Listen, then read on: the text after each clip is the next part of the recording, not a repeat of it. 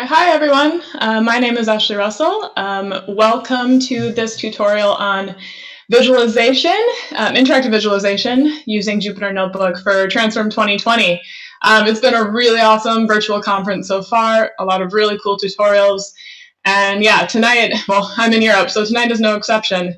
We're gonna have some fun today doing everyone's favorite part, let's be honest, looking at visualizations with code.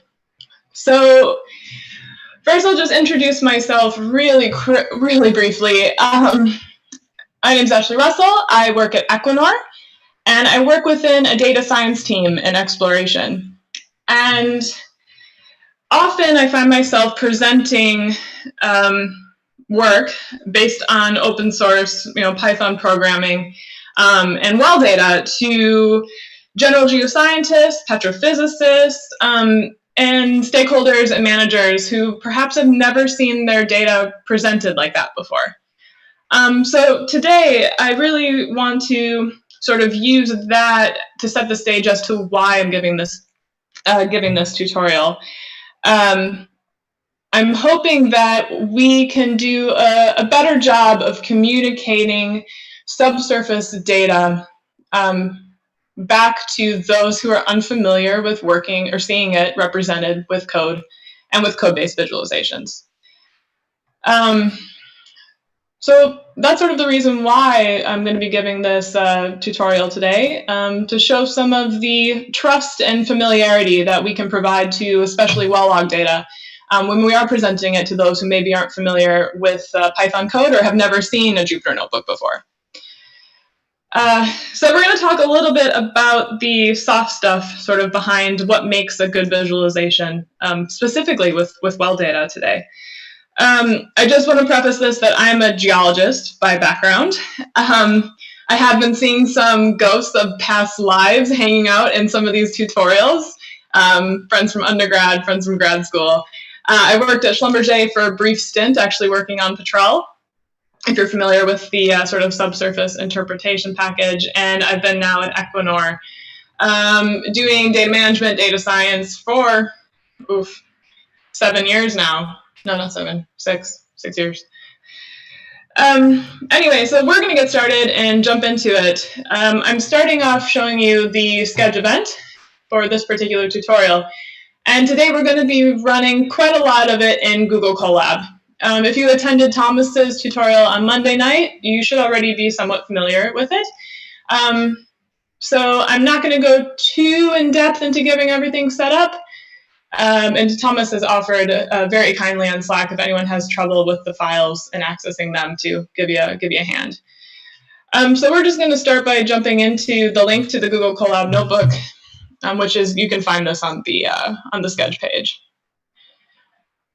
Now, when you open this Colab notebook, you may see a little gray icon at the top that says something like run in playground mode.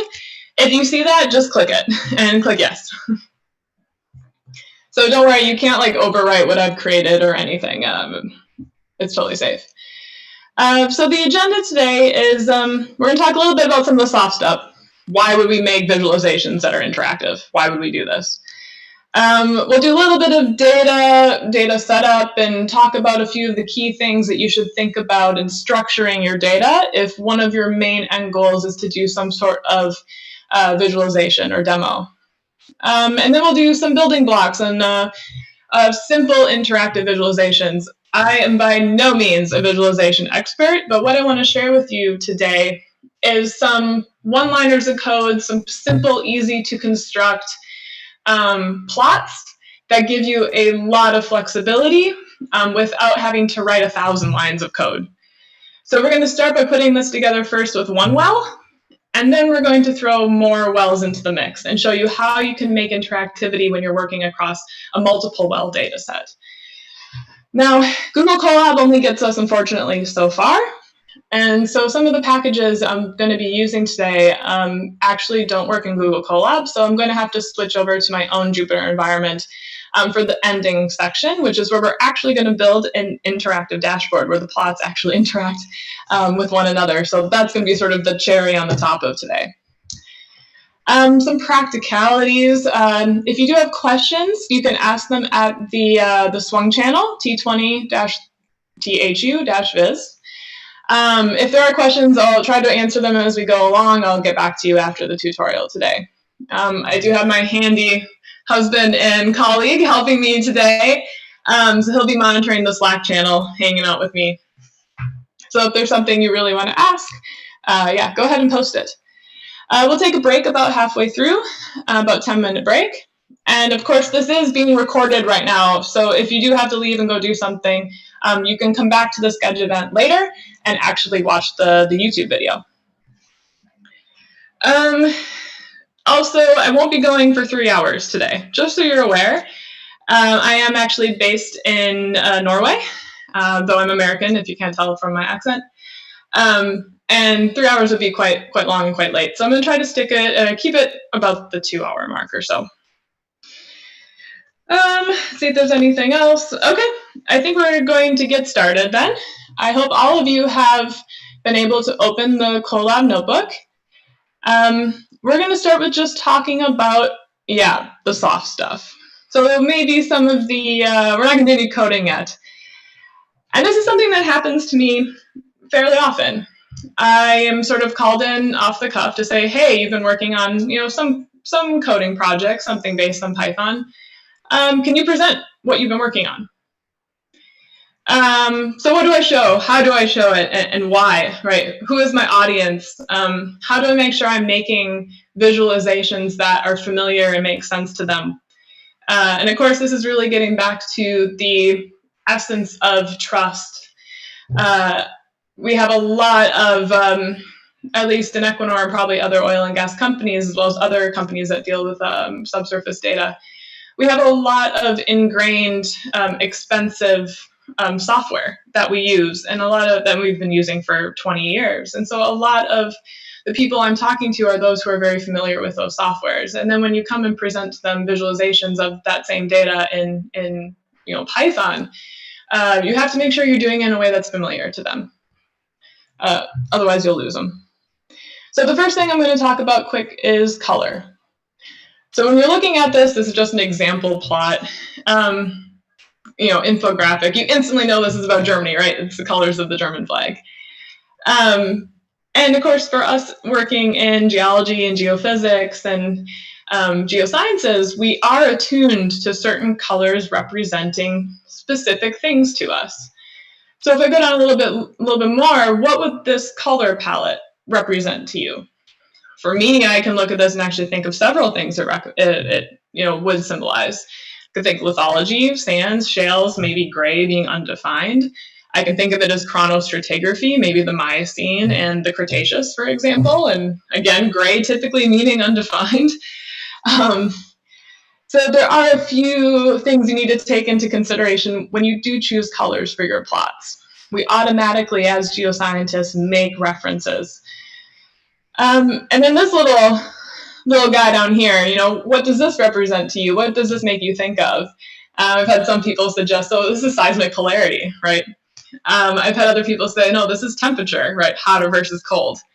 So just keep this in mind that colors convey a lot of silent messages. Yeah, if you can tell me on Slack which city's flag this is, bonus points for you.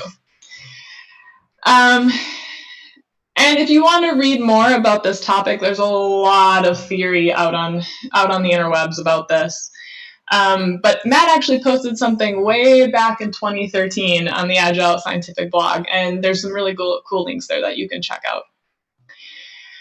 The next sort of soft subject I want to talk about when you think about making a plot or some sort of visualization, especially if you're presenting to more of a general geoscience audience who may not be familiar with Python.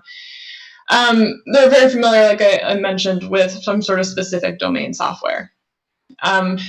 For those of you who are working in some sort of, one of the mining, oil and gas industries, or water, think about how many PowerPoints you've seen that have screenshots from some software in them.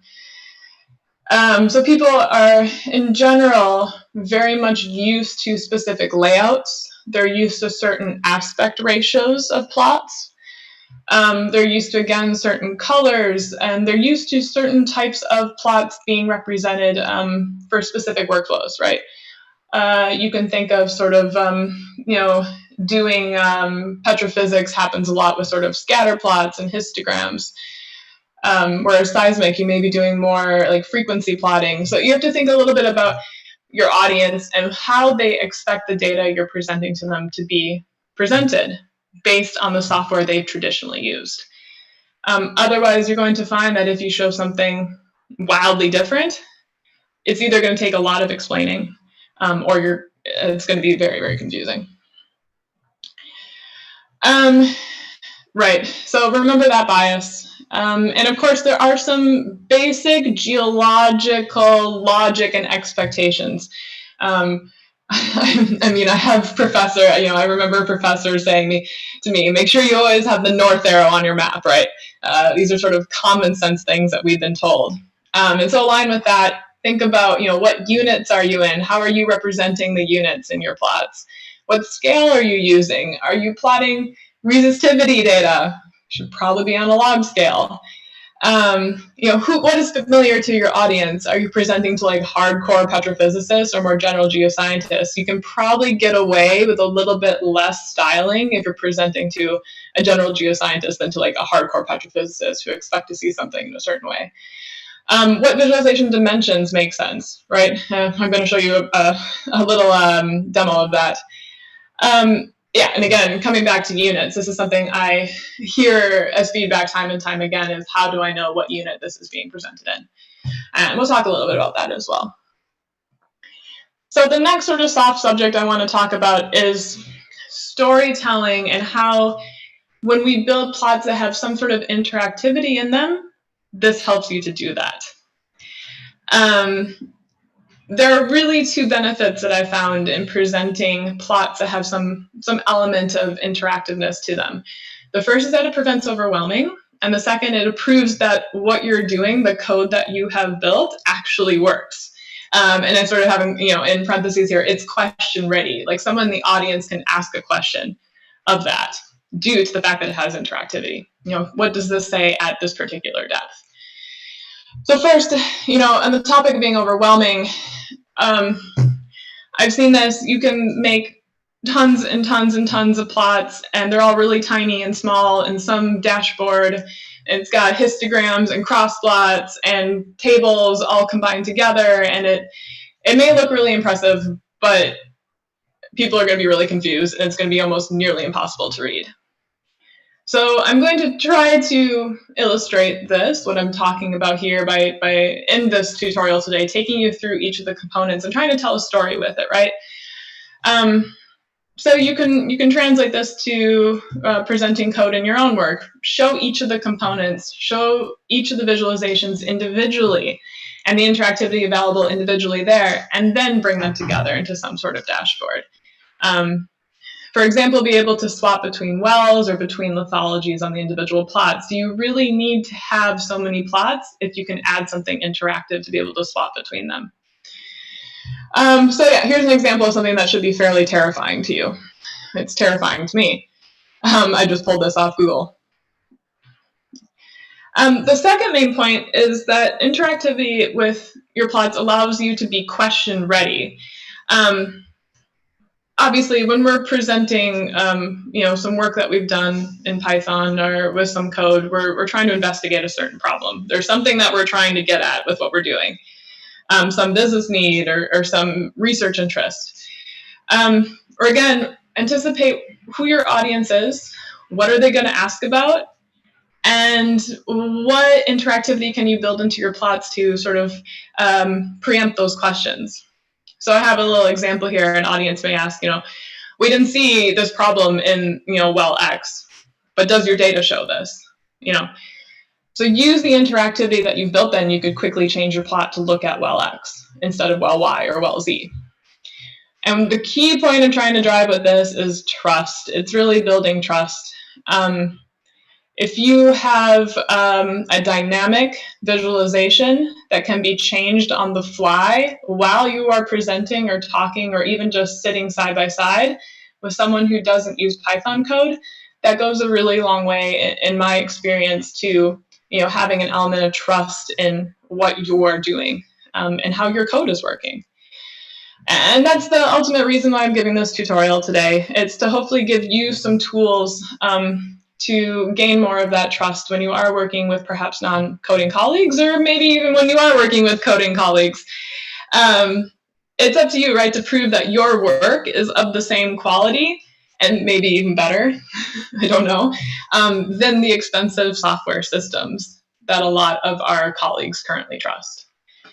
So that's sort of the introduction to this tutorial today. So I'm just wondering if there's any questions. I don't see anything. So we're going to get into the actual code now.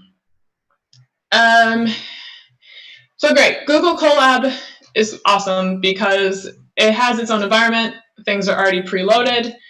However, for visualizations, it doesn't quite have everything we need.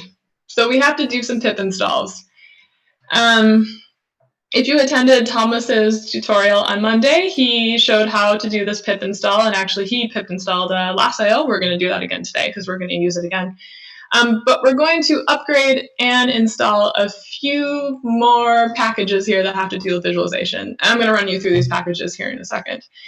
This takes a second, so please go ahead and run the cell. You can run the cell by hitting the little play icon in the upper left-hand corner, and this is going to take maybe just a minute or two. So while that's happening, I want to talk about some of these packages. We're going to be working through two main packages today, the first being Plotly Express, and the second being hvplot. We will dig a little bit deeper into the sort of backend behind hvplot, which is HoloViews, which then has a backend of Bokeh. And we're also going to talk just briefly about Panel. And Panel is relatively new to the game, and I'm going to show you some of the things that it can do that you can expand upon. So you're going to see a whole lot of messages saying that it's going to be installing a bunch of stuff. And for me, my requirements have already been satisfied on here, but what most of you should get is a little gray button that says Restart Runtime. So if you see this little button called Restart Runtime in this output, it might take a few minutes. Please click it. And when it says, are you sure you want to restart your runtime? Please say yes.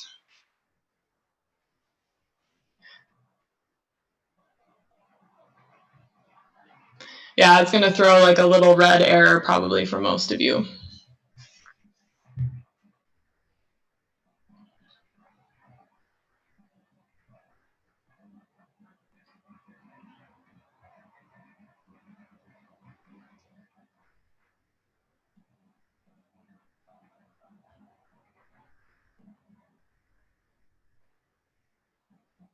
Yep, so when you see the last red error right below it, you should see a button that says Restart Runtime. Go ahead and click that and click Yes. Once that happens, you can run the next cell below that, which is the actual import of the packages we're going to use today. So you're probably already familiar with pandas. We're going to use Lasso today to read in some input data, and we're going to use a little bit of NumPy. And then these are the new packages that I just mentioned that we're going to import into our notebook. Let's go ahead and run the cell. And that shouldn't give you any errors. So if something has gone wrong in the actual pip install, you would get an error here. If this runs, no problem, good to go. All right, so let's talk about the data a little bit. I'm not going to spend too much time on the data loading. I hope all of you got the prerequisite instructions to access the following files and put them onto your Google Drive. The data we're using today comes from a really great data set, which I hope some of you are familiar with, but if not, it'll be really cool for you to look at. We're using open source data from Australia. We're going to look at a couple wells today from offshore.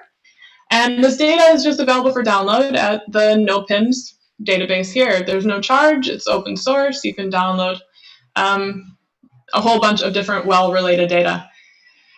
So what we're going to do is we're going to access this data from the root directory on our Google Drives. So I'm going to first mount my Google Drive so that I can access it within this notebook. So I'm going to run this cell here. And of course, I've already mounted it up. Yeah, so for those of you who haven't mounted your Google Drive yet, you should get a link in this cell. Go ahead and click on that link. And then it's going to ask you to choose an account, sign in with the account for your drive, scroll to the bottom of the next page and allow Google to link your notebooks with your Google Drive, and then go ahead and copy the token code that you see in the next page. Then come back to the Colab notebook and paste in that code and hit the Enter key on your keyboard. It'll maybe take a minute, but you'll see in this output cell here, you'll get a little message that says mounted.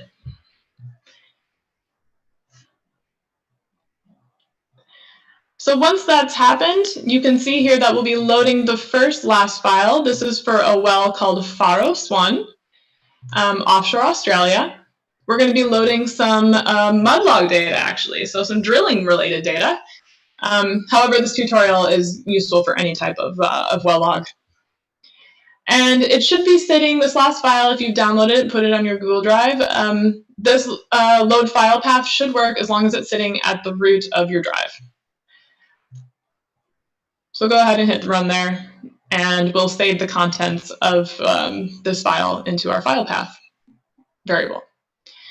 Okay, I'm going to use a few functions today. None of them are terribly advanced, but we are going to need to use some function programming for some of the plotting we are going to do. So I have sort of sprinkled in some functions with some non-function programming. So the first function that I have here specified is just going to allow us to load this last file into a data frame. So we're going to be using pandas for a lot of the accessing the well logs and the plots. So we need to transfer this last file into a pandas data frame. And so this little function right here will do that. The really important piece of this function is this line right here. Now, what this does is it finds the well name from this file, from reading the last header, saves it into a variable called well name, and then we actually add that as a column of data in the pandas data frame, meaning that for every single sample in our data frame, for every index, we have the well name associated with that sample. This is going to become extremely important when we start combining multiple wells together into the same data frame, and then becomes more important when we start to plot. Yeah. So yeah, I think Thomas can help you in the Slack channel if you're having any issues linking to this file path. So let's go ahead and load up this last file, and we're going to save it into a pandas data frame called the Pharos curve data frame. So go ahead and run that, and let's just take a look at it. All right, so this tells us right away something about what we've got in the file. We can see obviously that it's mud log data, it's drilling parameter data. It's telling us something about the drilling conditions by depth. We do have depth here. It's telling something to us about the drilling conditions by depth during the drilling of this particular well. However, you can apply these functions to all types of last files that have curves into them, except for those with arrays. Arrays are a little bit of a different animal. I'm not going to get into that. But you can see here what we've done. We've added this well name as its own column, so that for every single row here, we have the associated well that it came from. And you're going to see why this becomes important at the end of this tutorial. Right. So we also want to look at lithology here. Really, I've framed this tutorial around trying to understand something about our temperatures that this well experienced while drilling and some of the pressures that this well experienced while drilling, and trying to correlate and understand that with the lithology. These wells from offshore Australia actually have some really interesting lithological changes in them. So we want to explore some of those relationships today. So the next thing we're going to do, I hope that you've mounted this file onto your root of your Google Drive. This is the cuttings log. So this actually tells us something about, at each of these depths, what kind of rocks were being recorded. Again, we've written a little function here that allows us to load this particular lithology file, which is in an Excel sheet. Load this Excel sheet into a data frame. We're going to do a little bit changing to the column names. We're going to make sure that the to and from depth, so usually when you're doing some sort of cuttings descriptions, you're saying the rocks are this type from depth A to depth B. You're going to see that in a second what that looks like. So we're just going to load this Excel sheet of basically lithology descriptions into a pandas data frame. Let's go ahead and run that. And let's take a look at what this data looks like. So we're loading this into our Pharos lith data frame. Okay, so this is what I'm talking about. This is a very normal way that lithology will come in from a sort of cuttings perspective, where we have a from depth to a certain depth with a certain lithology. Yeah, we have some undefined and some void, but you can say, you know, we have claystone from this depth to this depth and siltstone from here to here. But you can see a problem here, right? If we want to do any sort of plotting or relationship building between these values in our well logs, in our drilling logs, and these lithologies, we need to get the depth axes aligned. We want to add this category to each one of these samples. However, we have a single depth here, and we need to find where that depth fits in each of these intervals, so then that we can apply this particular lithology category to that particular row. Sounds a little tricky, right? But luckily, Pandas is prepared for this. I'm not going to go super in depth into this little bit of code here, but just to say that Pandas has a function called interval index, which actually allows you to apply an interval onto each of these rows.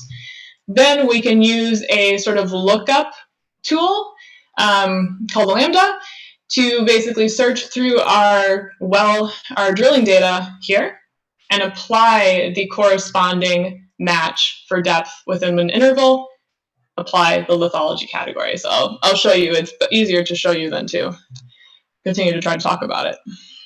So we're going to run this line of code here, and I'm going to show you what that looks like. So we're looking at the lithology still, but what Pandas has done is it's actually built an interval for each one of these rows. Then what we can do is that basically if we look at this particular row here, depth of 5220, that fits into this interval.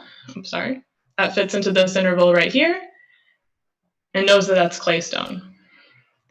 Now, there are a few errors in the original lithology file, so I do have this little funny function here that drops some of those. Basically, there's some weird string values that shouldn't be in there. The original file would just need to be cleaned up. For simplicity today, we're just going to drop those rows. So let's go ahead and run that cell, and then let's take a look at our results. Right, so I'm just looking at the tail of our Pharos curve data frame. Here's all of our drilling logs, the well name, and the lithology encountered at that particular depth. Oh yeah, if you might get some Pandas errors when you do this. It's just notifying you that you're trying to apply a slice on a certain data frame. It's okay, don't worry about this. You can continue through it. All right, cool. So this means that now we have some collated information for this particular well. We have obviously some string categories that we can use. We've got a bunch of numerical categories we can use. Everything is arranged. The only thing that I would change here, and I'm gonna refer to this a few times, is we don't have an understanding, looking at this data frame, of what units we're in. You would have to, and this is something a bit up to debate and how you want to format this. You can go and get the original units from that last file. If you double click and open the last file, it'll open in a notepad, and you can actually view what the unit should be in. What I've done in the past, depending on what's needed, is I'll actually add the units to the end of the column names. But today we're going to just do some overwriting of the axes titles when we plot some of this. I'll show you that in a second. But I think if you're really going to be doing a lot of detailed plotting, I think it's actually really nice to add the units to the column names themselves so that you always know what units you're in, and it's always very easy to display. But yeah, it's a topic for discussion. Okay, so that's the sort of single well data preparation that we need to complete. Let's plot some stuff. All right, the first package we're going to explore is called Plotly Express. And Plotly Express is, well, as it sounds, it's sort of a light version of Plotly, if you've ever heard of that package. But it allows you to have these super easy to use sort of one lines of code to produce interactive plots. All right, let's go ahead and plot this scatter. What we're doing is we're telling Plotly Express, which we're calling with the PX abbreviation, we're telling it we want a scatter plot. We're saying, yep, this is the data frame we're working with, which is our data frame here. I'm going to say the X is depth, the Y is our standpipe pressure, and I want to understand this. I want to color it by the temperature of the mud coming out of the hole. Okay, cool. So right out of the box, we have a plot. And I'll show you some of the cool features that you just get automatically when you use Plotly. First is a hover over. All of these data points, you can hover over them and you can get a readout of the columns which you've specified in the plot. So it's showing me the X variable, the Y variable, and the color, and telling me what those values are. You know, we get a nice little temperature scale right away. And you can see here we get a few of these, we get a little toolbar, actually, when we build something in Plotly Express. And this allows you to do some things such as pan, so I can move around, yeah, right. You can also, if you're in pan mode, you can hover over one of the axes, and then you can actually scroll by axis. You also get this box select, or lasso select tools. And this lets me actually pick a specific region of data, and you'll see why this becomes important in a little bit. We also get, of course, these zoom in, zoom out options, which, you know, if you work with that with pan, are very nice. And if you ever need to reset your axes to sort of like go home back to the original view, you can hit the little house here. We'll look at a few of these other little tools a little bit later. You also have the option to download immediately as a PNG if you need to. So yeah, this is also a nice zoom option too. If you use the zoom that has the little box in it, then you can actually zoom into a selection, which is quite nice. But let me pose a question about this particular plot. How could you make this easier for a geologist, a driller, a petrophysicist to look at? Is this really the way that we're used to seeing well log data presented to us? And I would say no. There's a few things that we probably need to change to make this look more like a well log. So let's do that. So our next line of code, we're going to be adding a little bit of more customization. So again, we have the standard, we're calling our data frame, but if you've seen what we've done here is we've actually switched the X and Y axes. Because really, we want the depth along the Y axis. This is how we're used to looking at well log data. And we want the actual log that we're interested in to be along the X. We're going to add then a small dictionary here that tells us that, hey, for this column, standpipe pressure, I want to add this name just to the plot. So I want to just add the units here. Same with the depth and same for the temperature. Now, this next bit here that's doing some more customization is really, really important. This is setting the range on the y-axis. So it's actually setting what is the depth numbers that you want to display on this plot. So you can use this if you want to zoom into a specific depth range, for example, but here we're using it in the reverse so that we can display our well log data from 0 at the top in depth, going deeper as we go down the plot. Now, this is an important thing to point out because how we do this changes from plotting package to plotting package. And I'm going to show you that when we move to HVplot in a little bit. We're setting a range on the color so we get a little bit more definite color scale. And then we've also added two parameters here, one for width and one for height in pixels. And this allows us to set a better aspect ratio. We're used to well logs, right, being fairly like skinny and long. And so this is basically what we're trying to replicate, is that aspect ratio. Let's go ahead and run this then. Right, so now this is looking a little bit more like a well log that we're familiar with seeing. We still have, of course, the hover over, but now you can see because we've specified those labels in that little dictionary, we have the units now displayed in that hover over, which is quite nice. You can see here, specifically, our depth axis is now in a proper sort of subsurface context. You're now going from 0 to increasing with depth as you go down the plot, which is how we're used to seeing it. And we're also able to, we've refined our temperature scale, so it's a little bit easier to pick out some of the outliers. For example, we have some really, really cold temperature outs down here in this sort of lower pressure area, which is quite interesting. Not sure if that's an error or what that was from. Wouldn't know. But yeah, we can now see a little bit better and more familiarly how we look at sort of this type of data. And we can see very easily that we have some pretty interesting pressure gradients going on, at least with the standpipe pressure. And we're going to explore this a little bit more. And I think how we're going to first kind of take a look at this is by examining the lithologies that this well encountered while drilling. Yeah, so Evan's comment, it's very much nicer than Matplotlib. Yeah, it's a good point. I almost think of it as cheating a little bit because it's very easy. All right, so yeah, we'll keep going then. Yeah, this depth range thing though is one of the things that drives me crazy. And I often work in a multidisciplinary team between programmers, software developers, architects, and geoscientists.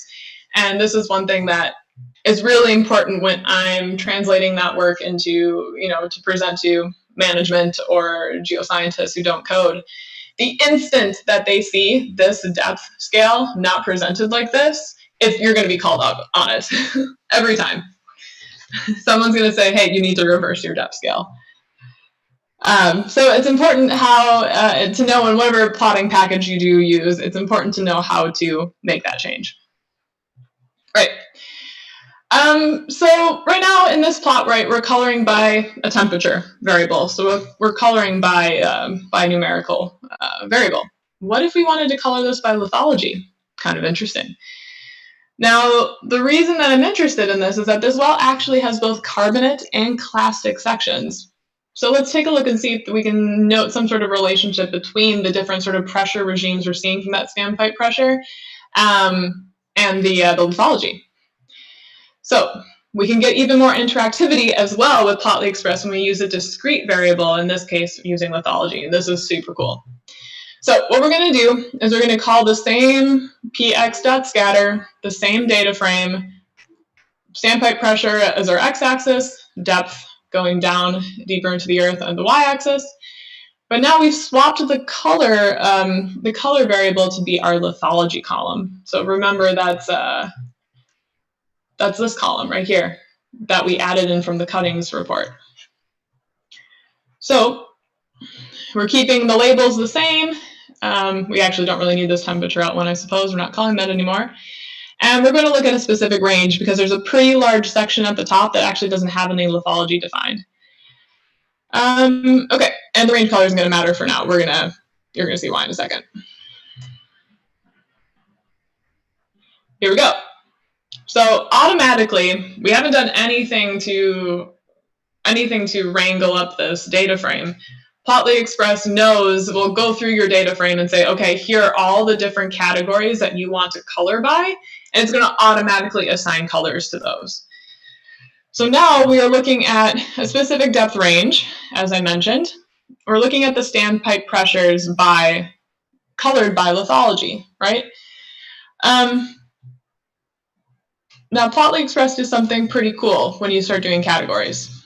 If I wanted to turn off undefined, I can actually click on them within the legend here and turn them off. So this allows me to sort of highlight or turn off specific categories that maybe I want to look at or I don't want to look at. So this is really, really cool interactivity and is really neat for when we are presenting to, geologists. This is neat. However, I'm going to ask another rhetorical question. Yeah. So Evan's question, why is it called Plotly Express? Why would you want it to not be expressed? So the sort of base package behind Plotly Express is called Plotly. And Plotly is designed to be a much more richly customized plotting package. So one of the, for example, if we wanted to increase the font sizes of this particular plot, we can't do that with Plotly Express. We would have to go back to the sort of Plotly engine underneath it. It's much more complex. It's not so much one-liners of code. There's a lot more decorators and things that you would have to use. So Plotly is really good for if you want to make something quite advanced. And Plotly is what you'll need if you want to start doing some sort of dashboarding with the Dash package, which is sort of Plotly's dashboarding tool. So briefly about that. However, a lot of us are geoscientists listening to this. Does blue for siltstone make any sense to you? No, right? These colors, instantly, I know there are geoscientists looking at this right now and be like, oh, orange must be sand. No, orange in this case is actually claystone.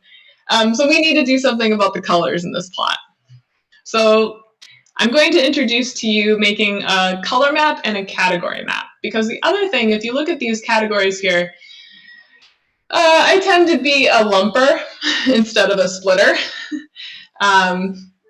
And so I actually kind of want to maybe group some of these categories together. Like, do I really need to define the difference between an argillicious limestone and a limestone? I guess it depends on your audience, but for sake of today, I would prefer to put these into the same category.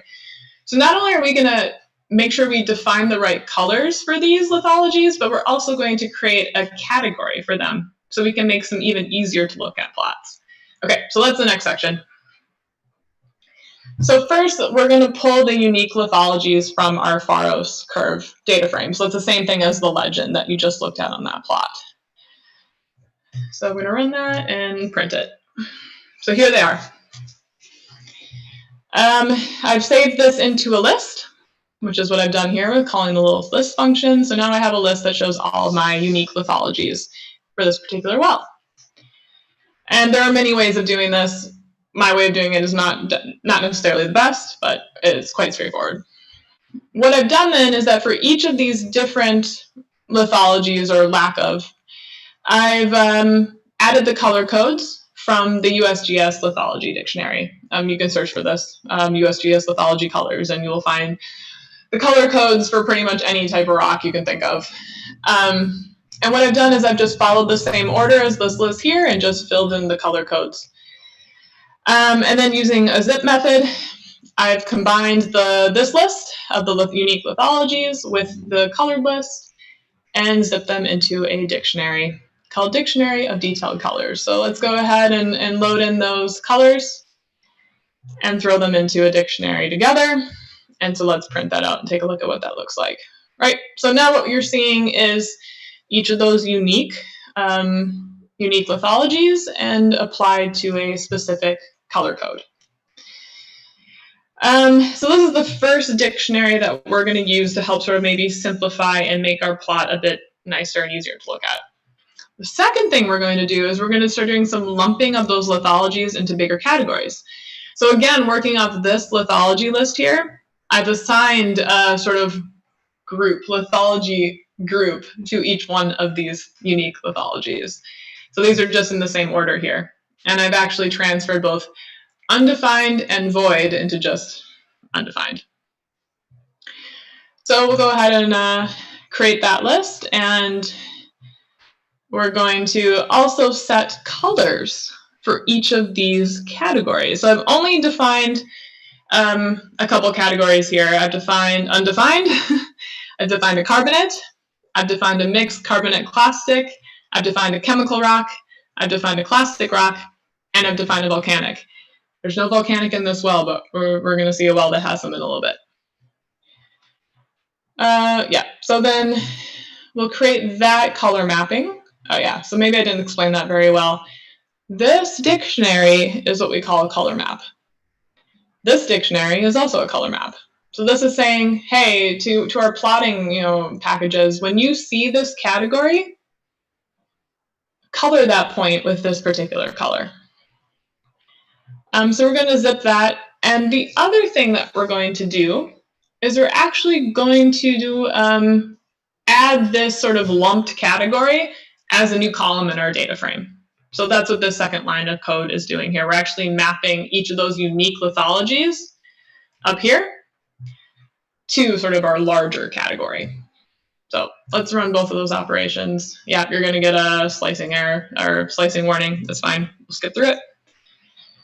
So now what you're looking at is, again, our data frame of drilling curves.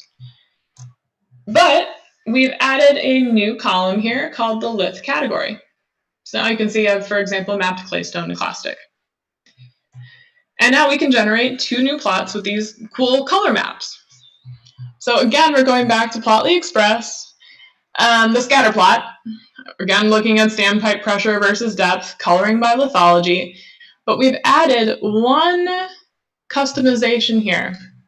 So we're calling within Plotly Express the color discrete map parameter, and we're setting that equal to our dictionary of detailed colors. So right now we're still going to do a plot of these more detailed lithologies.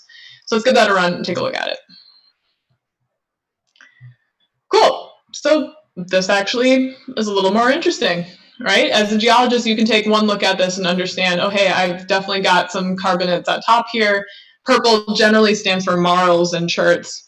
So I've got some more chemical rocks here, moving into some more shalier, siltier rocks. And then, yeah, I can see I've got a few instances of sand.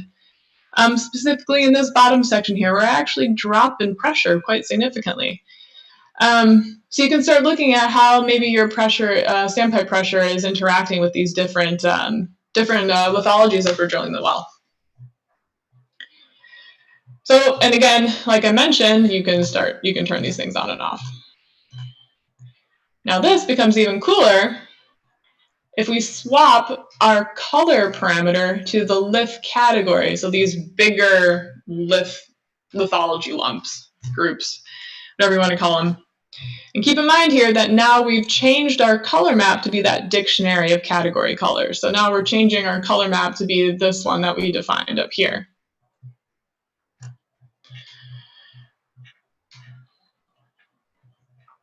Let's go ahead and run that. Okay, and now we see something that makes a lot more sense to us and actually has some pretty strong relationships, in my opinion, with the pressure regimes. We have this big undefined section up here, so maybe we just want to turn that off. We don't have a lithology for this whole section. But now we can actually start looking at how are some of our sort of lumped categories vary with pressure. You can see there's a lot of variability actually in the standpipe pressure when we're looking at the carbonates versus when we're looking at the clastics, where the pressures are a little bit more, the standpipe pressures are a little bit more similar. And then, of course, we have this interesting section down here. I wonder what that could be. But yeah, so this is some of the cool things that you get out of the box with Plotly Express. Again, if you do lose this little toolbar, sometimes it gets a little confusing. Where does it go? You just hover over the plot, it'll show up again. But the instant you move away, it kind of disappears. And also we can do a little bit of zooming and plotting. Yeah, so now we can take a little closer look at this carbonate section, for example. Neat. Chemical rock would be those that are deposited via a precipitation. So these are cherts or marls, and they can be a variety of different sort of chemical constituents, either microcrystalline silica or very, very small scale fine calcium carbonate. Generally, it's important to define those chemical rocks versus a proper limestone and versus some sort of clastic, because they tend to have different hardnesses and different interactions when you're drilling a well. So for me, in this case, it made sense for me to sort of lump those chemical rocks together.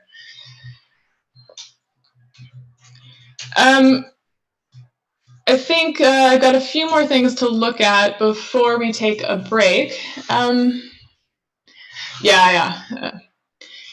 So the other point, Anne, with your comment is that with clastics and with proper limestones, you can have different porosity and permeability. With chemical rocks, they're really, really tight.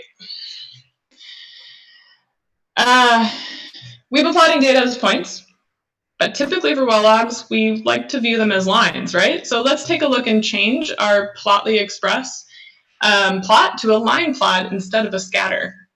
So there's not a whole lot that we're actually needing to change here. The only thing that I'm really changing is I'm swapping out that px.scatter for px.line. And I've changed a little bit of the height and width ratios, but nothing drastic. So let's go ahead and run that and take a look. Hey, now this looks like a well log, right? Very cool. It's kind of an ugly color, but it looks like something that you would see printed on paper. And again, you've got the nice zooming in and out functionalities that you expect from Plotly Express, and you can actually see some really interesting sort of cyclic patterns in the standpipe pressure here. So there's some cool things. But here's the problem. So we can't color this line by those different lithologies. So Evan, come back to your question. There's probably a way in sort of the underlying Plotly, the more advanced Plotly methods to do this. But in Plotly Express, we can't do any coloring of a line by different category, unfortunately. We would have to stick to the scatter. However, I'm going to show you some things where we can actually put some of these plots side by side so that you can compare them.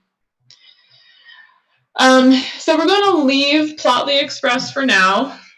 There are way more out-of-the-box plots that you get with Plotly Express. I've just shown you two of them, a line and a scatter. I would check out the package. There's a lot of really, really cool plots that you can make with just one line of code in Plotly Express. And I think with that, I think I'm going to take a little 10-minute break. Again, I think 2 hours is all that I have to talk to you about today. If there are any questions, please feel free to post them. But yeah, I think I need a drink of water. So I think we will take 10 minutes and we'll come back at 3 after the hour. So yeah, see you in 10 minutes.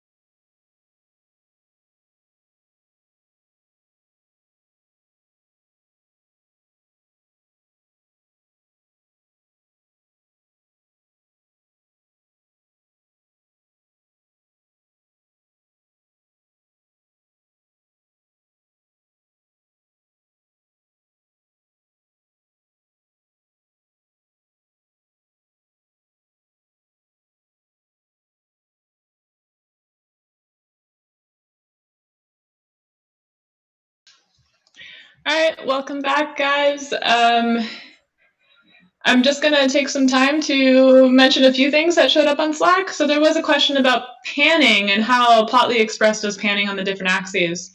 So, for example, in this line plot, if you are in the sort of zoom mode here, which I'm zoomed in, you can actually hover over each of the axes. It doesn't matter if it's the X or the Y.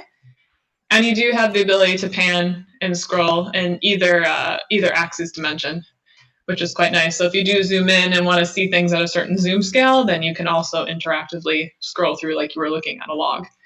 That's nice. The other comment I want to make is something that Per Olaf mentioned is maybe there are some cases, I can think, he mentioned with horizontal wells, which you would want to have the aspect ratio in that very first plot that we made, where you may actually want to see things horizontally. So good point. Thanks for bringing that up, because they're know your audience, right? How do they expect to see the well logs? Right, so that's the end of working with Plotly Express for now. We're going to come back to it in a little while with a few other things. The next package we're going to look at is something called hvplot. So Plotly Express is really great for these quick one-liners with out-of-the-box interactive investigation built in. And now we're going to get introduced to HoloViews and hvplot. It's sort of this hierarchy of packages where you have hvplot on top as the most simple, HoloViews sitting underneath that, and then a plotting engine underneath that called Bokeh. And HoloViews and hvplot allow us to get a little bit more customization and interactivity than Plotly Express. Here's the kicker, though, is that unfortunately Google Colab doesn't fully support HoloViews. So we have to do a little sneaky hack to make it work in Google Colab. So for each cell that we want to display some sort of HoloViews plot in, we have to actually load this extension each time. Kind of annoying. If you do this in your regular Jupyter notebook on your own computer, you won't have to do this. I'll show you that when we swap over to Jupyter on my own machine. Okay, so let's talk first before we plot this. Let's talk about a little bit of the syntax change from Plotly Express into hvplot. So notice we've changed things around a little bit syntactically. We're now calling our data frame at the very beginning. And we're not calling any type of plot at this moment. We're just saying, hey, here's my data frame, .hvplot, my X, my Y, and here is the interesting change in syntax from Plotly Express. If you note here, if we go back up to Plotly Express here, we had our X is standpipe pressure and our Y is depth. In hvplot, our X is depth and our Y is standpipe pressure. So we have to do this for these sort of like primary, secondary axis rules that hvplot has. However, what we're going to do is this invert equals true parameter, which says, hey, actually you need to swap the X and Y axes. And if you remember in Plotly Express, we had to set that 0 at the top and going deeper into the subsurface at the bottom with this range Y parameter and then sort of a list of values. We're doing this differently in hvplot by saying, and flip the y-axis equaling true after the inversion has been done. So after you've swapped depth onto y, then flip it, meaning that 0 is at the top and deeper with depth at the bottom. Okay, so that's a pretty significant syntactic change between these two packages. Again, height and width, same sort of way that we call it in Plotly Express and pixels. And then the customization to these plots actually happen with this .ops call. Now within .ops, and you're going to see that I'm going to go through a bunch of different sort of options, is where we put some of these sort of plot decorators into them. So in this case, we're going to change the size of some of our labels. We just want to make them a little bit bigger. And we're adding that X and Y overwrite, where we're adding that unit onto our axis titles. So those are some of the really big major differences in the syntax. And let's take a look at how the plot looks now. So we're going to have to run the cell. And we see something a little bit different looking, right? So now you're looking at a little bit different style of plot. We got rid of that weird gray background that we get in Plotly Express, and now it's just standard white. You'll note that the toolbar is now along the edge here, and it doesn't disappear when you hover off or away. Yeah, so it expects to have your sort of on the question that if you can put depth or y equals depth rather than invert equals true, I think that it runs into an error with the sort of categorical axes when you do this, if you do it on a category. I'm not totally sure though, it's a good question, but this is the standard way that I've been working with sort of a dependent versus independent variable. Yeah, something to explore. Yeah, there's probably something there in the line direction due to it being a dependent or independent variable. But anyway, so you have slightly different tools here. They look a little bit different than Plotly Express. So for example, here's your box zoom. That lets you zoom into a specific area. You lose the panning actually on the axes, which is kind of a bummer in HV plot, but I'll show you how that changes. We again have hover over, we have panning. You can also use, if you have a wheel zoom on your mouse, you can scroll in and out with just using your wheel zoom, which is quite nice. And instead of a little house to reset your plot, you have this little reset button. So the style's a little bit different. I think personally for me that HV plot produces a bit more of a scientific looking plot than Plotly Express. I don't know, to me it just looks a little bit more professional, and we also get some really cool things now that we're in an HV plot that we can do. So those are some of the major differences in how the plots look and how they're formatted. Okay, so the next section I'm going to talk about is sort of the ability to combine plots together in HV plot. There is some notation in the HV plot package that allows you to use to define multiple plots and then put them into the same output cell using this plus sign notation here. So let's go ahead and do that. Again, we have to call that HoloViews extension in our cell. We're going to take our same curve that we plotted up here, and we're also going to set it equal to a variable here. So we're going to say we have a curve and equal that to our HV plot for this curve.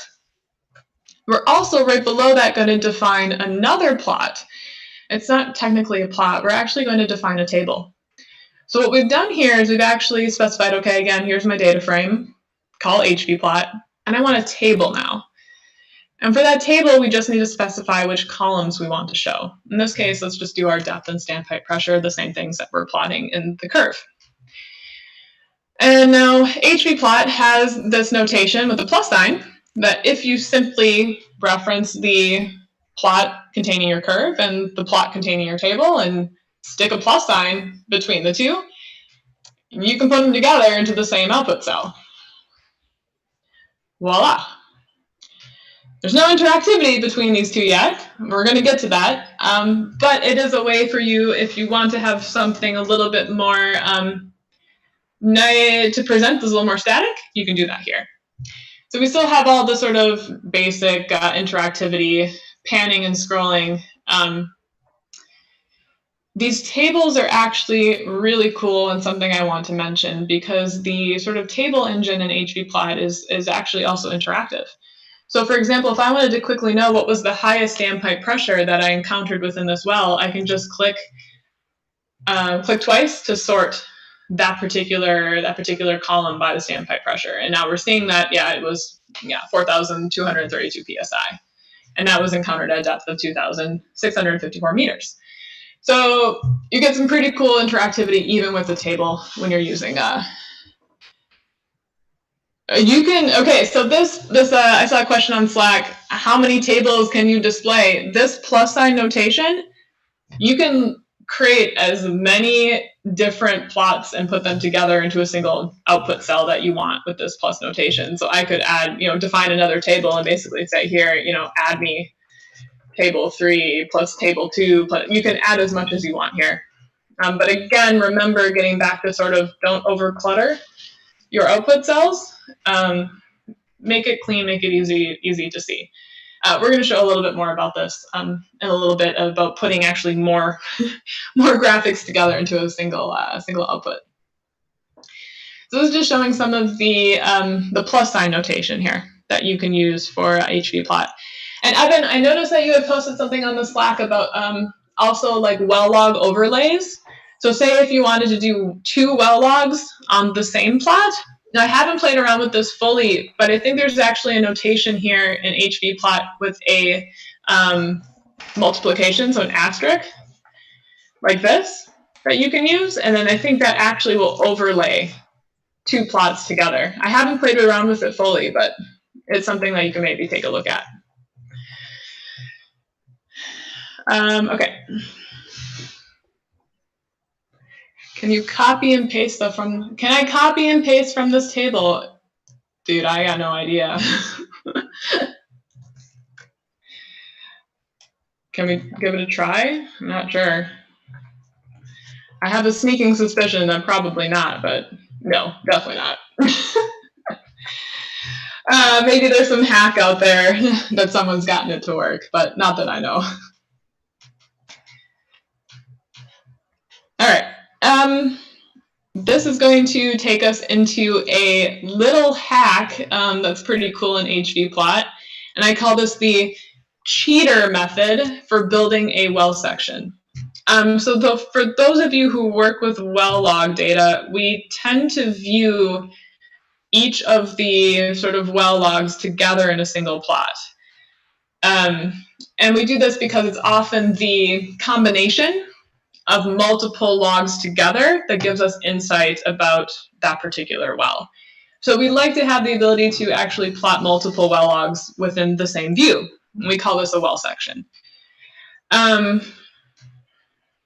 So I have a little cheater method on how to do this. So this is like really quick and dirty, and we're going to get into a much better one shortly. But the first thing that we need to do is in our data frame, in our Pharos data frame, you know how we made some columns that are strings? So we have the well name, we have the lithology, and we have that lith category. I don't want to make a line plot for those. It's not applicable, right? So the first thing I'm going to do is make a little function here that just says, for my particular data frame, what columns are numerical. So I'm just looking for what are the columns that are in float 64. Those are the only columns that I want to make these line plots for, that I want to add to my well section. So I'm going to actually set up a little function here to do that. And I'm going to run that to show, which curves I end up getting. And I see that there are 17 curves besides depth that are numerical within this particular Pharos curve set. So we can take this length of this curve list now and actually create 17 individual plots. And this is the cheater method for doing it. I'm going to show you a little bit more advanced method afterward. So let's make a cheater well section. We're going to again call that HV extension that we need to call. We are actually going to pass in now, instead of a specific curve, we're going to pass in a list of curves.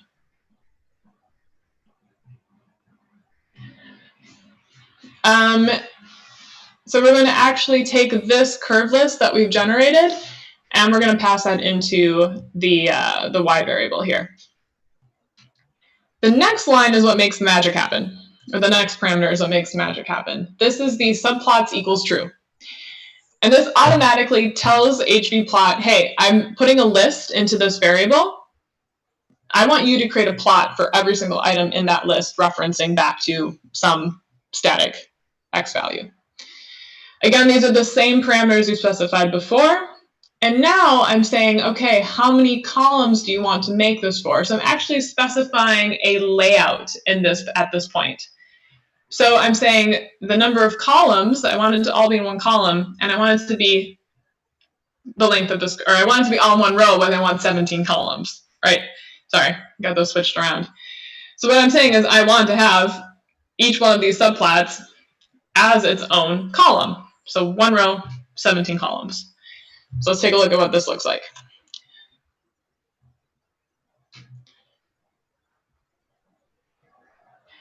There we go.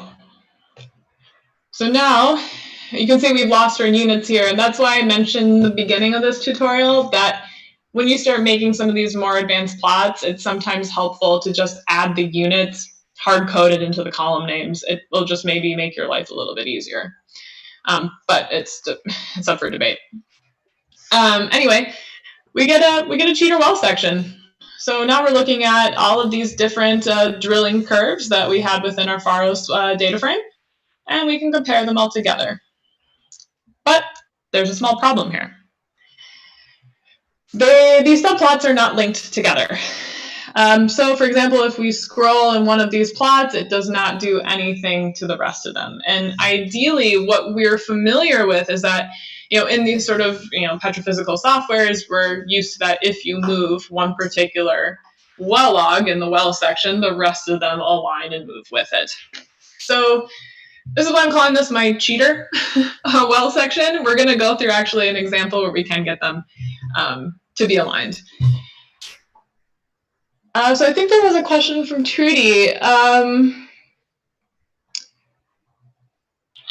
Yeah, so is there a way to hover over a curve and see the depth and value, be able to hover over one, have it display the same depth and value for other curves on other subplots at the same time? I think that you would have to, I'm one of these people who always is saying pretty much anything is possible. But I can't think of anything super simple that would do that immediately. So sorry, I don't have a better answer than that. But when we get to the last section of the tutorial today, it may give you some ideas around that. Right, so let's make a better well section. Now, HPplot has a lot of these little tools that come with it. We've looked at the ops, the OPTS portion. We've looked at the calls portion, which basically lets us set a little bit of a layout. But HPplot also comes with a more, I don't know what to call it, detailed layout function that you can use to actually link plots together. So this is when we have to start creating functions to specify our plots, because now is when we have to do some iteration. So again, we call our HV extension because we have to do it in Google Colab. But now we're actually going to define a function to return each of our individual well log plots. So instead of using that subplots call, we're actually going to create a plot for every single one of those curves in our pandas data frame by iterating it through a function. So we're setting up a function to do that. Again, this is the same code we've been using before. So we're going to create a function that says, hey, what log do you want to put in? What's your data frame? And what's the name of the depth column? So x again equals our depth column, y equals the log, and then again, the invert true, flip y-axis equal true, all the same things that we've been using before. Set that equal to return, a plot, whatever plot you want. And then this will actually allow us to iterate over all the curves in our data frame. And if you remember, we actually already created that list of all those numeric curves, and that's sitting within this curve list that we have specified in cell 90. So we're going to actually create a list of plots. So if you remembered, with HVplot, we could use that plus sign notation to stitch plots together. HVplot also has another option when there is some ambiguity about how many plots you want to put together. And that allows us actually to use a list to construct each one of these plots that you want to stitch into a single output. So that's what we're doing here. So we're actually creating a list of plots. And so what we're doing is just doing we're just enumerating over a list that basically says, for the curves in our curve list, build us a plot. Put them in a list. Then we're calling a special tool within thu-viz called layout. And what layout lets us do is says, okay, you've got a list of plots. How do you want these to be represented? So you remember this dot calls sort of decorator that we used before? We're going to use this again to say, okay, I've got a list of plots, but I put them all into a single row, 17 different columns. And I'm going to call this my well section, and then we're just going to do a quick call to actually print it. So let's take a look at this particular result, see what we get.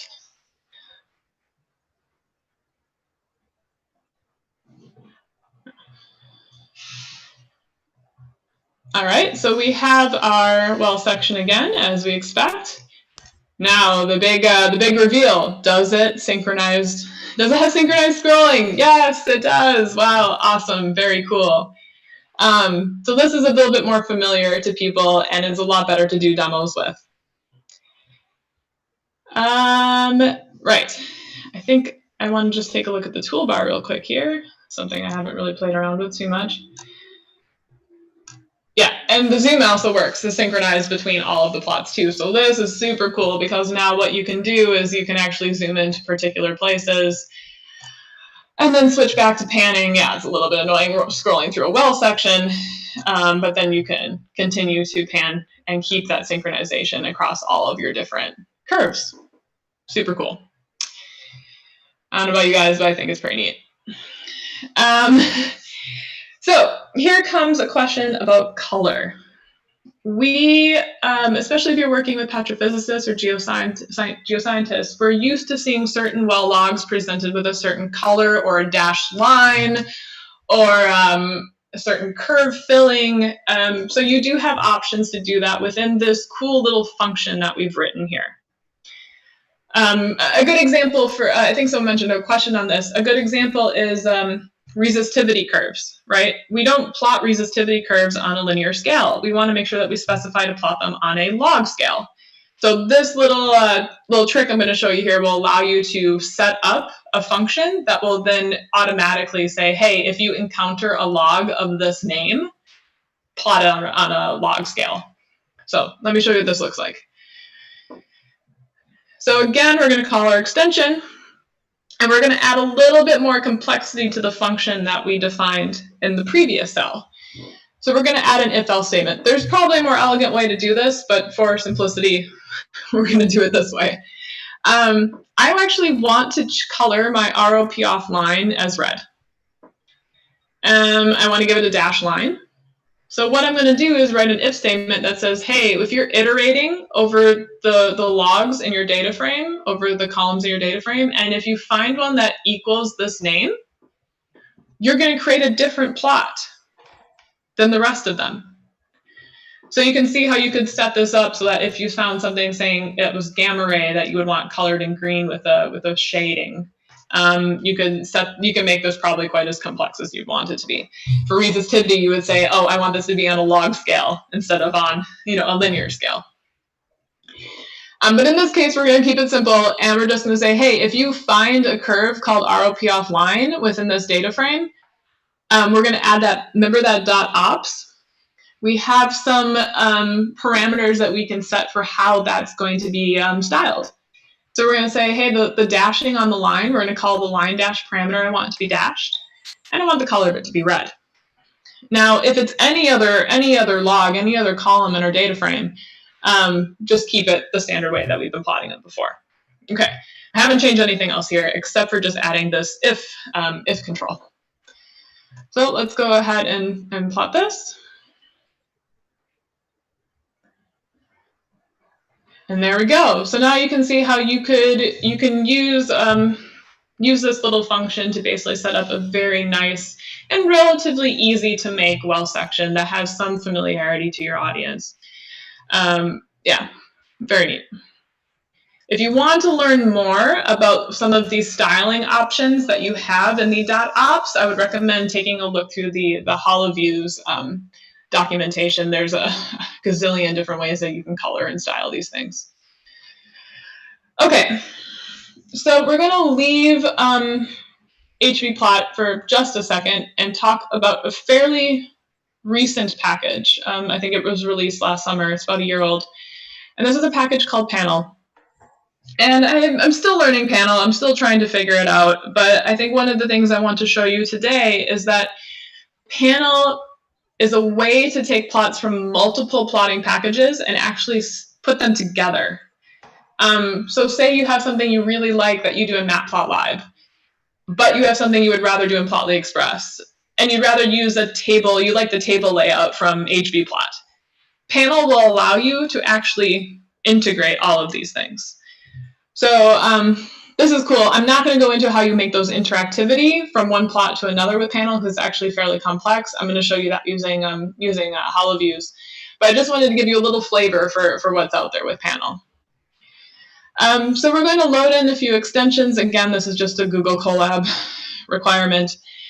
And now we're going back to Plotly Express, and we're going to grab, remember that scatter plot that we made that had the standpipe pressure versus depth, but colored on by that sort of lumped lift category? Let's go get that plot. And then let's grab that line plot that we made with Plotly Express. It just shows the standard sort of purpley line on that gray background. But I also want the table that we made with hvplot. And this time I'm going to add a few more columns. I'm just going to add that lift category to that table. And then we're going to call Panel. And so Panel, again, has the ability to set up a layout based on rows and columns. I just want a single row, one row. I'm going to give it a little bit of a name. And then I'm using a comma notation here to say, give me the curve, give me the lithology pressure plot, and give me the table. Panel doesn't care that these things are from completely different plotting packages. It doesn't matter. So if we hit run here, sometimes this takes 2 goes to make it work, just a heads up. So if it doesn't show up in the first time you hit run, just hit the play button again. I think it's a little bit hard for Colab to plot this. And now we get sort of I don't know what you call it, a little dashboard that just shows, again, here's our 2 Plotly Express plots that we made. And the cool thing with Panel is that you can actually add a plot from a completely different plotting package. So in this case, we've just added the table from hvplot. There are ways to set up interactions between all of these. It's more advanced than I can go into tonight. But if you're interested in that, Panel has some really great examples that could get you started with that. Okay, so we have about a half hour left, which is perfect. We are right on time. So yeah, the main things we've been through, right? We've talked about why colors are important, categories are important, the way we represent the data is important. We've talked about Plotly Express, we've talked about hvplot, we've talked just a hint at what Panel can do. But we've been doing all this with one well, right? Now, some of the power in interactive well data visualization really comes with the ability to compare data from multiple wells at one time. One thing to keep in mind that if you are presenting data from multiple wells or from multiple localities, put a map in. I'm going to show you a really quick way to put a map into your sort of little dashboard.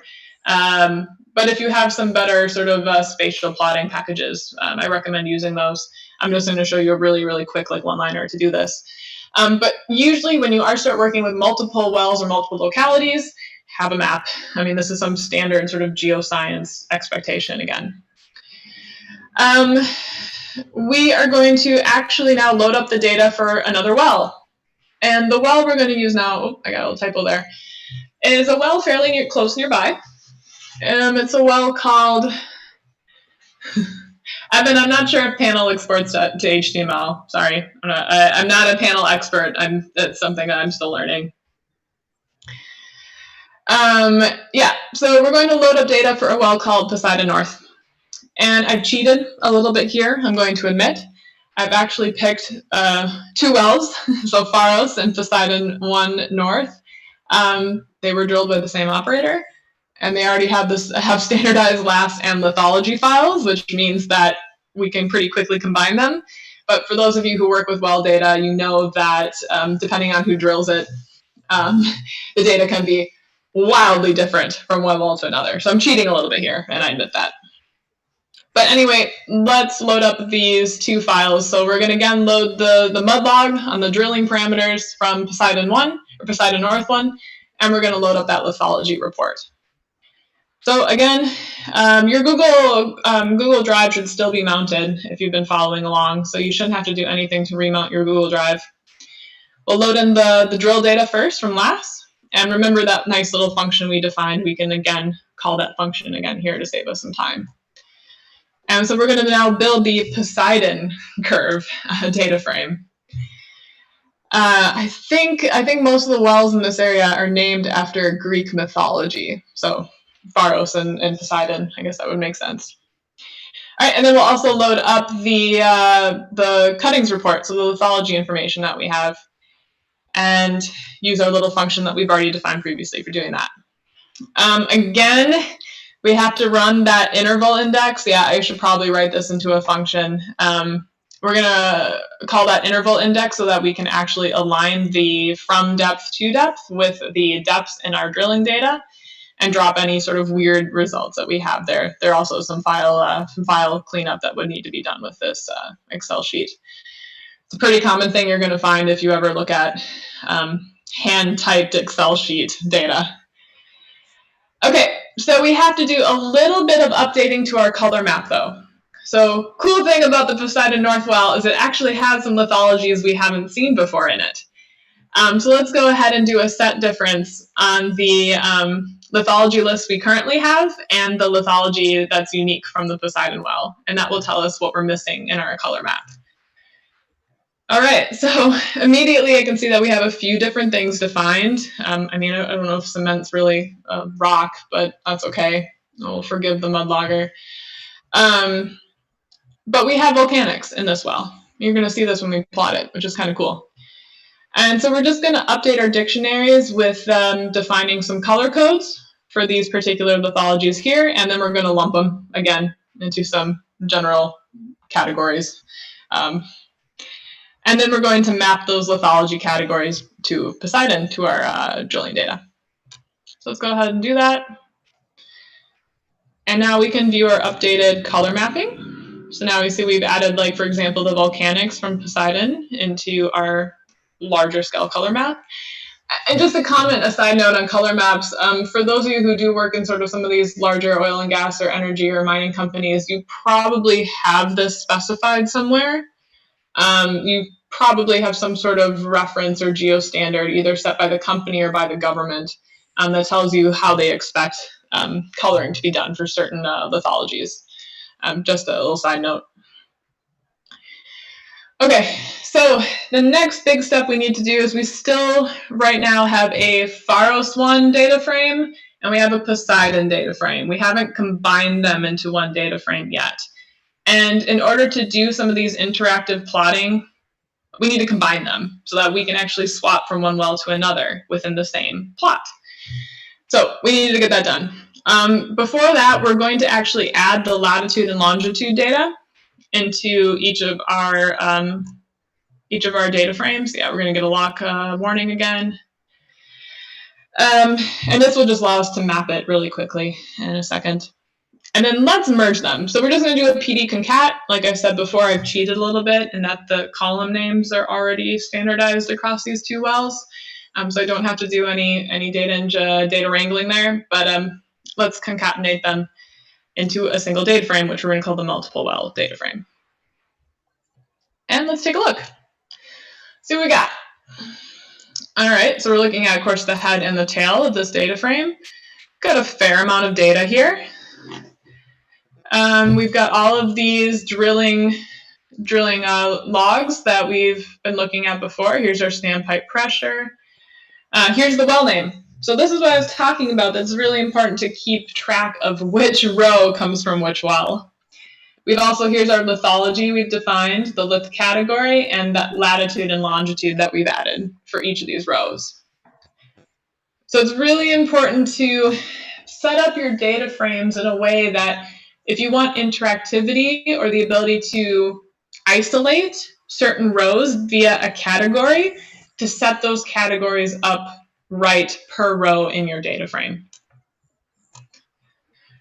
Yeah, we're not going to export this to CSV. If you want to, you can. I've already got it downloaded. So, okay, so we're going to go back to HVplot because HVplot has a really easy way to overlay the data from these two wells. And all we're going to do is literally change, of course, the data frame that we're calling. We're now calling our multiple well data frame. We're calling, again, the standpipe pressure, the depth, but we're adding this little parameter here, which is the by parameter. This performs a little bit of magic. So when we hit run here, this by parameter is looking at what categories are available in that well name column in that data frame. And it's going to automatically plot for you each of the standpipe pressure versus depth data split out for each of those categories. So in this case, we're using well name as that category, and we get a really nice plot that shows us the differences in standpipe pressure between Pharos 1 and Poseidon North. And again, just like we saw with Plotly Express, we can actually turn on and off these wells if you want to take a look at one more closely than another. I'll also show you in a second that you can apply an alpha, so you can apply a transparency on these two. So if you actually want to see more in detail the overlaps, you can do that as well. Cool. So that's literally just adding a little by parameter makes this happen. And I'm going to show you this gets even cooler in a little bit. Okay, so let's add that by parameter into our larger well section. So this is that same cell that we had that makes our well section, but now we're actually going to say that we want to show the differences between Pharos 1 and Poseidon North by using this by parameter, by well name. Let's take a look at what this is. Oh, and here's where I'm mentioning the alpha. So I am adding a little bit of transparency to the plots here so that we can better see the places where they overlap. Oh, and one more thing here that is actually quite valuable. Right now, you see how this legend in this one standpipe pressure plot is down here in this corner. You can imagine that when we plot this as a well section, if you have this legend for every single one of the plots, it would make it really, really long. So actually what we're going to do is we're going to move the legend to the top of each of the subplots. So let's go ahead and run that.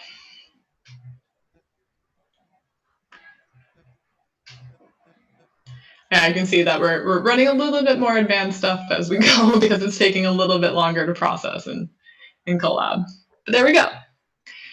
So now it's much nicer with the well name on the top. We, of course, have our curves along the bottom. We have the depths. And this alpha just now lets us see the places where there's a bit more overlap. All right. The hover over is a little annoying, I will be the first to admit, because it does tend to cover them up across the same plot. I'm going to show you a way that you can deal with this in a second. An option, at least. Right, so that's pretty neat. You can see the mud pits. We can see the differences in flow, standpipe pressure. The temperature out of the mud is actually drastically different, same with the temperature in. So right away you can start seeing some interesting things about comparing these two wells. And then, so now we're going to get into back into our panel that we made using that panel package. And we're going to just make something a little bit more fancy. We're again going to use that lithology scatter plot that we made with Plotly Express, except we're adding a specific line here called facet column. Now, what facet column does in Plotly Express is it allows you to take a category and separate that out into its own plot. So what this means is because we know we only have two wells under well name, we're going to get two facets of this plot. I'll show you what that looks like. And we're going to do the same thing here as it's already highlighted for me in this temperature plot that we're going to make too. We're going to add our table with some temperatures in this category. And here is my little small, really silly map hack. So Plotly Express does have a sort of very basic mapping plot available called scatter geo. So what I've done here is I'm calling, of course, this multiple wells data frame, specifying the column of latitude, specifying the color of longitude, specifying the color of the dot just being, give me a different color for each of these wells, and saying the scope is the world. You can set a little bit different scope. And then I'm just going to turn the legend off for this because it's kind of pointless for two wells. But you could use this if you wanted a really quick way to make a map. Now what I'm doing is I'm actually setting up with panel. I'm doing a little bit more customization on the way that we're setting it up, and that we actually are going to have a column that has the title of the dashboard. The title, it's a static dashboard, but the title, the table underneath it, and then the map underneath that. Yeah, I probably shouldn't be using map here. It's probably not appropriate because it's a Python word. And then we're going to have a row that has the curve, the temperature curve, and the lithology pressure. So this will make more sense when I plot this, what that actually means.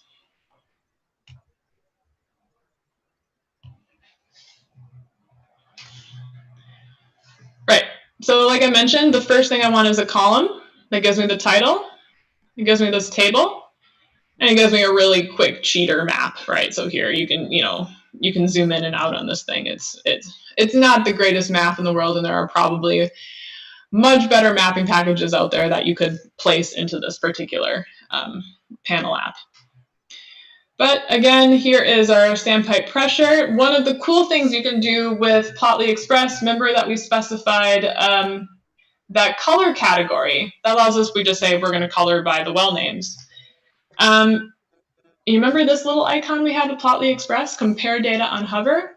We can turn that on now, and now you can actually get comparisons wherever you are. Right now we're comparing on the x-axis, of course, as the main variable. So we're comparing on same pressure and where that same pressure is encountered at which depths and which well. So this is cool. You can actually use this little compare data on hover if you want to make some comparisons. This is the facet column that we specified in this plot. So now it automatically, if we say facet column equals well name, it's going to split it into, this is for well Poseidon 1, and this is for well Pharos 1.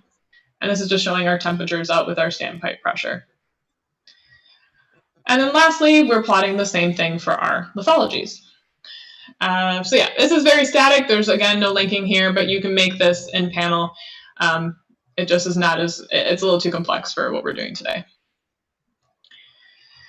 Right, so none of these plots interact together. What if we want to do that? What if we want to make some like dashboarding with selection where we draw some things on one plot and it highlights things on another plot? We got to move out of Google Colab. So for the last 15 minutes, this is all we're doing in Colab today. I'm going to move over to my own Jupyter notebook on my own computer and show you just a few more plots that allow you to do some cool interactivity with widgets and with drawing selections. So we're going to leave Colab and move into the Jupyter notebook, which is on the GitHub, which is specified in the Transform 2020 tutorial welcome page. So here we go. We are now in Jupyter Standard, whatever you want to call it. We're going to load in these packages again. I've added a few more things here. So remember, when we were plotting the HV plots, we had to specify this extension in every cell in Google Colab. Don't have to do that anymore once we move to Jupyter. We can specify it once and we're done. I'm also adding this little cool line of code here. This allows us to actually expand the cells of our Jupyter notebook so we can plot things a little bit larger. So let's just go ahead and run this first cell. So you can see instantly it expands the size of our notebook, gives us a little bit more room to work with. And this is very nice. I gotta give a shout out to a colleague on that one.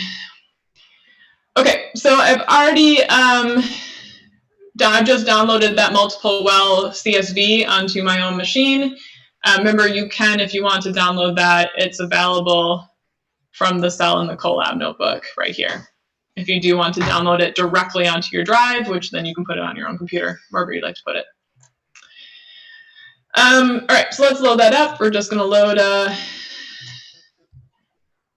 use the Pandas CSV reader, and we'll just investigate it. Yep, this is the same data frame that we had before.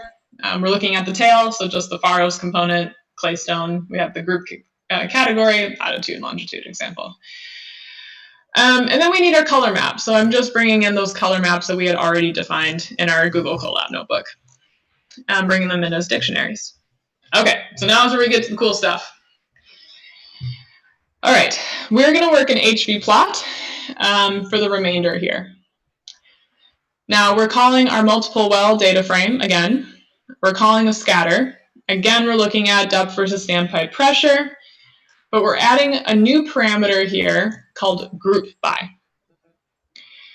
This is cool. You're going to see why in a second. So by and group by do different things. I'm going to show you what that means in a second. But you've also noticed we've added a few color options here where we are applying that color map. So I've added another dot ops here. You can add as many dot ops as you want to decorate onto this particular plot. I'm saying please color by list category, and please use a color map. In this case, the parameter is called CMAP, equaling my category colors. So we're just saying, hey, use this dictionary that we've already defined before. All right, we'll give this a run. Cool. So that group by automatically creates an interactive widget. So again, for basics, we're looking at Poseidon North right now. You do have all those standard tools that you expect out of your HV plot selections, zooming in and out, etc. Panning, so, yeah. Oops. Let's reset that. The cool thing now is that you actually have automatically a widget that allows you to swap wells. So any categorical column that you have set up in your data frame, you can call this group by and automatically have a widget built to allow you to interact with that particular category. So we can make this a little bit more complex, right? Oh yeah, and this works. This is the other cell I want to show you. We've been looking a lot at sort of well plot sort of views, but this also works for things such as histograms. So I'm calling an hvplot.hist. I'm looking at just the distribution of the standpipe pressures. I'm adding that special magical group by parameter, and automatically then we can get two different distributions just on a click of a widget for each of our wells and standpipe pressure. Additionally, if you remember, if I just remove the group and just leave it as by and hit run, that widget disappears, but we get the overlay of the two distributions, right? So there are some options that you have here for how you want to display this data. Okay. We can use multiple categorical columns to create multiple widgets. So in this plot above, we're only using a single group by call. We're just saying just group by well name. But what if I wanted to group by both the well name and the lithology? We can do that. So what I've done here is, again, we're calling the multiple wells data frame hvplot.scatter, depth versus standpipe pressure. But instead of specifying a single column name in the group by, we're specifying two in a list. Again, we're using our lithology as our color, and we're actually looking at the detailed now. So what we're doing is we're setting up a plot that allows us to specify those big sort of lumped lith categories, but our color is going to be the more detailed level lithology. So let's just see what this looks like, because it's actually quite neat. So right now it's going to automatically default to the first the first category, whatever comes up first, which is undefined. It's the first thing by depth, right, that we see. We're looking at Poseidon 1 North here, but we automatically have that widget for both of those columns that we specified in that list. Let's look at the classics. So now it shows us those classic sort of a classic category, but we can now see with that color map we previously defined the actual mud loggers sort of descriptions for those classic categories in detail. We can also then swap between Poseidon North and Pharos 1 and maintain that same categorical selection. So we can see that we actually have significantly more siltstone in Pharos 1 than we do in Poseidon. So this is neat. You can also do things like this. So Pharos 1, where are the volcanics in Pharos 1? Oh, there aren't any. So it gives you some idea about maybe where you have certain lithologies and where you don't either. So it's kind of cool. Poseidon 1 actually has a fair amount of volcanics in it. Right, so that's what I just wanted to tell you about the group by parameter. Let's make an interactive dashboard now. Okay, So we have to sort of import a few more options here from the HoloView sort of underlying package. So what we're going to import is something called a data link. And it's as it sounds, data link allows us to link data from one plot to another. I also am importing the ops again because we have to call some special tools.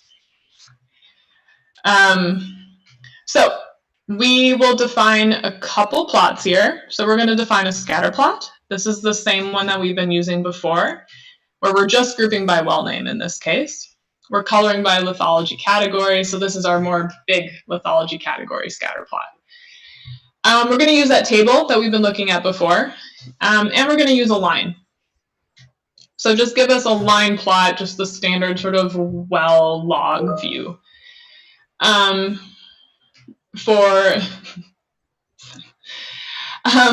about that. For depth, standpipe pressure, but we're adding that group by well name here. Keep that in mind. And you'll note in each one of these plots, I'm keeping that group by well name here, and you're going to see why that in a second. Now I'm going to set up some data links between each of these plots because I want to make a selection in one and have that trigger a change in another. So I'm going to set up first a data link where if I make a selection in the scatter plot, it will trigger a change in the table. I'm also going to set up another data link, I'm just calling it data link 2, doesn't matter really what you call it, that says if I make a selection in the scatter plot, also make a selection in the line plot. So here again is this, we're specifying a little bit of a different layout here. So this is that plus sign notation we talked about before. So we're creating a little bit of more customization on how this is displayed. So we're saying, yeah, I want to make sure that I have my scatter plot, my line plot, and my table. And now I'm going to add some more options and call the options of the options for scatter plots because that's sort of my primary selection plot in this particular dashboard. So for that scatter plot, I want to make sure I have these tools available to me in that little toolbar at the top. Specifically, I want to be able to select by box, and I want to be able to select by lasso, which is sort of like a freeform shape draw. And then we're going to call HB output saying, okay, this is the layout we're going to use is sort of, I want all three of these plots together, plus I want some special tools added onto this, this little dashboard. And remember we're using group by in each of these plots?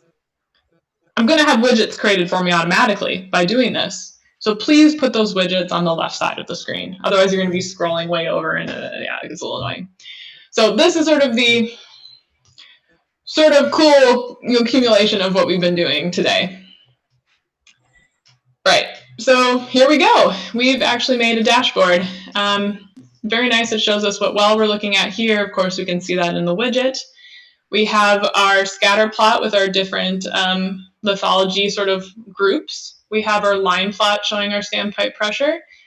And we have a table. So I made this table a little bit bigger by specifying a height and a width. We hadn't done that before. Or a height, I've just specified a height, sorry. Now, these are interactive together. We've added a few more tools here. So I have this thing called box select now, and I have this thing called lasso. So if I use my box select, I'm looking in Poseidon 1.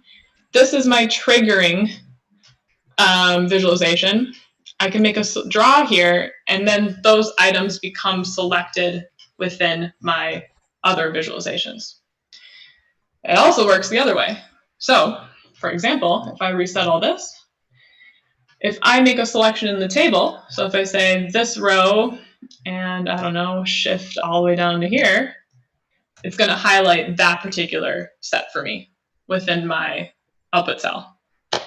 Super cool, right? And then, yeah, you can reset this, and then, oh, I want to look at the other well I have now. Let's look at Pharos 1. It takes a second to switch, and so now we can do the same sort of interactivity with Pharos 1. So I can trigger a selection here, can trigger those particular values in the line, and trigger those particular values within the table. Now maybe we pick something a little more interesting. There we go. And of course, again, we can then sort these things by depth, pressure. Cool. I have one last thing to show you today, and this is one more addition to our well section that we've been building. So again, I'm going to run this little function to make sure I get the numeric curves from my multiple well data frame. It should be the same as before. So we'll run that. We're going to get that curve list, and we're going to build our well section again using the functions as before. However, we are now going to specify our group name. So that means that we're going to automatically get our widget that allows us to select one well or the other. So you can imagine if you put together a data frame that has 1,000 wells in it, you can use this then to swap between as many wells as you want. Again, I'm making a few more changes down here, which I showed you in actually making the plot of the dashboard above. We're going to make sure we add the widget to the left side, because you know it's kind of annoying to scroll all the way over to the end of the well section just to change the well you're looking at. So I'm adding a little bit more customization to the bottom of this well section. Let's hit run.